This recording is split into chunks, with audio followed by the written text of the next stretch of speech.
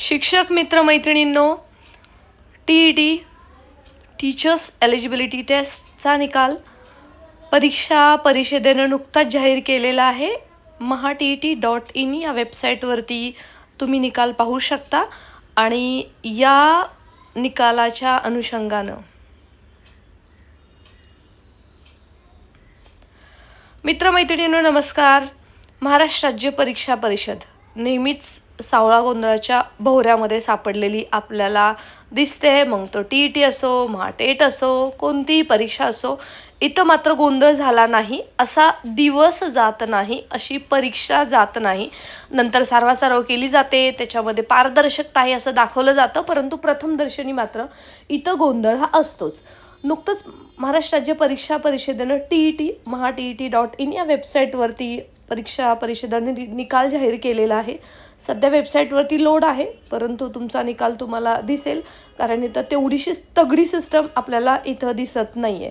त्यामुळे हा सावळा गोंधळ इतका आहे की सध्या ज्या उमेदवारांनी आक्षेप नोंदवले होते ईमेलद्वारे, ज्यावेळेस आन्सर की जेव्हा पब्लिश केली होती वेबसाईटवरती, त्याचीसुद्धा कोणतीही दखल घेतलेली नाही आणि तसाच निकाल आता पब्लिश केलेला आहे. बरं, हा निकाल तात्पुरता असल्यामुळे याच्यावरती सुद्धा आक्षेप नोंदण्यासाठी जरी वेळ मिळाला असला तरी जो उमेदवार पास आहे त्याला मात्र फेल केलेलं आहे. ते कसं आणि किती सावळा गोंधळ, याला लिमिटच नाही आहे. त्या संदर्भातलं आपण या व्हिडिओमध्ये फटाफट पाहणार आहोत. मित्रांनो, mahatet.in या वेबसाईटवरती जवळपास 5.25 लाख उमेदवारांनी परीक्षा सक्सेसफुली दिलेली होती 23 नोव्हेंबर 2025ला आणि आता त्यांचं भविष्य आहे ते त्यांच्या समोर आहे.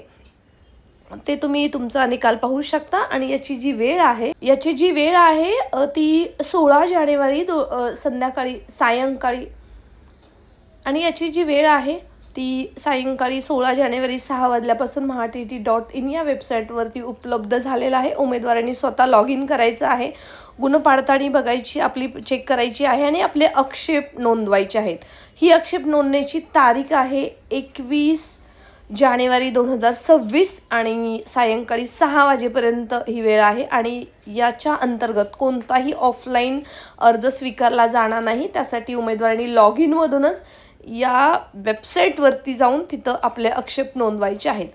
आता हा निकाल जरी जाहीर झाला असला, सोबतच सुप्रीम कोर्टाच्या निर्णयानुसार आपल्या सर्वांच्या माहितीसाठी TET बंधनकारक केल्यामुळे सध्या राज्य शासनाने वर्षातून 2दा TET घेण्याचं CTET सारखं ठरवलं असलं तरीसुद्धा हा जो निकाल आहे त्याच्याबद्दलच्या पारदर्शकतेबद्दल सततच प्रश्नचिन्ह असतं. 2018ची असो, 19ची असो किंवा 23 नोव्हेंबर 2025मध्ये झालेली परीक्षा असो, फ्रॉड होताना दिसतोय, घोळ होताना दिसतोय आणि मग नंतर चोर पकडले जातात. परंतु असे किती तर असतील ते पकडले जातात की नाही की घोळ करून झोल करून पास होतात, त्याच्यावरती प्रश्नचिन्ह आहे.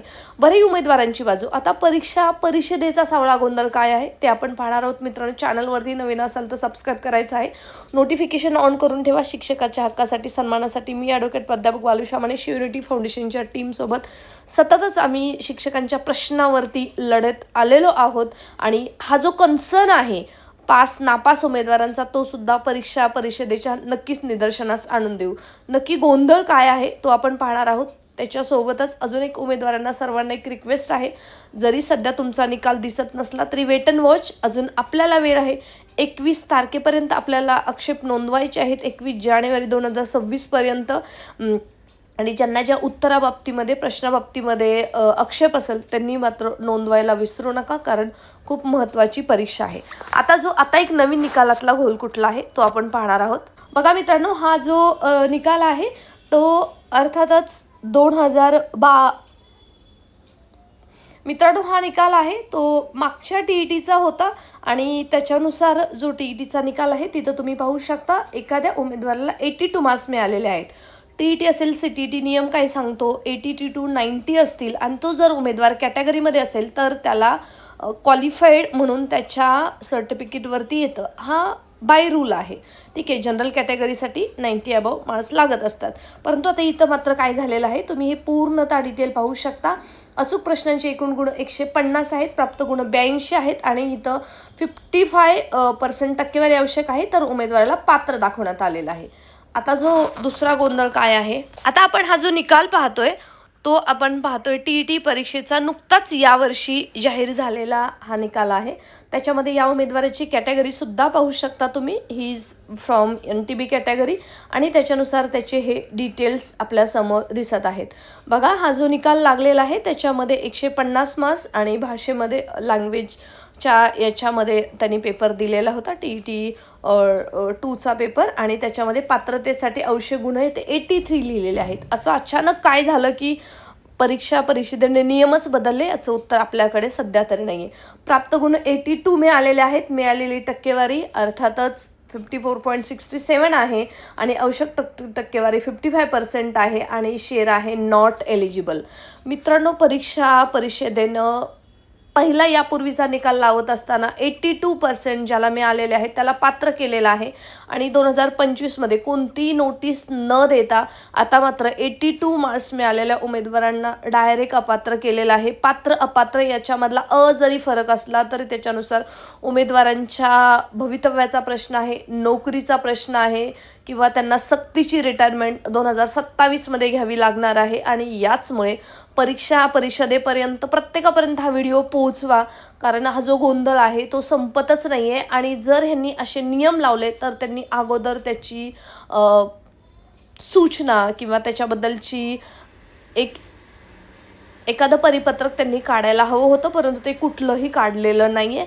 सोबतच अशा उमेदवारांचा निकाल ज्यांनी आक्षेप नोंदवले होते, वेळेमध्ये नोंदवले होते, तरीसुद्धा त्यांच्या निकालामध्ये त्या आक्षेपाचा, त्या उत्तराच्या ऑप्शनचा कोणताही विचार केलेला नाही आहे. घाई गडबडीत सावळा गोंधळ कसा होतो त्या पद्धतीचा नेहमीच परीक्षा परिषदे मात्र होत असताना आता मात्र तुमच्यापर्यंत दिसतोय. मित्रांनो, हे लक्षात घ्या, अजूनही परीक्षा परिषदेकडे कोणताही तुमच्या निकालाबाबतीमधला TET बाबतीमधला गोंधळ असेल तर आपल्यापर्यंत नक्की पोचवा. आपण याचा फॉलोअप घेऊन तुम्हाला न्याय मिळेल याच्यासाठी 100% प्रयत्न करूया.